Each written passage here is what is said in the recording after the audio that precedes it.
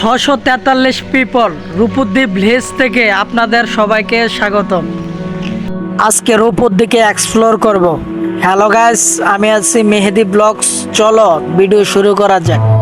রূপদ্বীপ, যা মোকাম ইউনিয়নের ছোট একটি গ্রাম।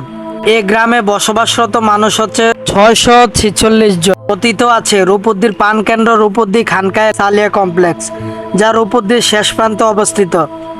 এ মাদ্রাসায় পড়তে আসে দূর দূরান্ত থেকে অনেক ছাত্র। বছরে বছরে অনেক ছাত্র হাফেজ হয়ে যায় সেখান থেকে আরো এক ধাপ এগুতে।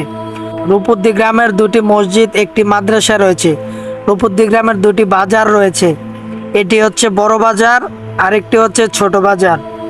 বাজারের দোকানগুলো বিকেলবেলা জমে এবং রাতে আবার বন্ধ হয়ে যায়। রূপদ্বীপ গ্রামের 4টি কবরস্থান রয়েছে। এর মধ্যে এটি অন্যতম, যেখানে শুয়ে আছে অনেক মানুষ। চাইলে পুরো রূপদ্বীপ গ্রামের যে কেউ কবর দিতে পারে সেখানে।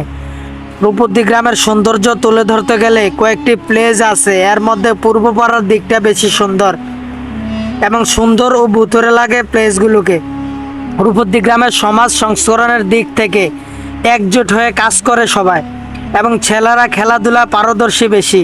প্রতি বছর বিভিন্ন টুর্নামেন্টে যোগদান করে। রূপদ্বীপকে ঘিরে আছে পাঁচকিতা, মণিপুর, পরিহলপাড়া, হালগাঁও, বেজবাড়ি।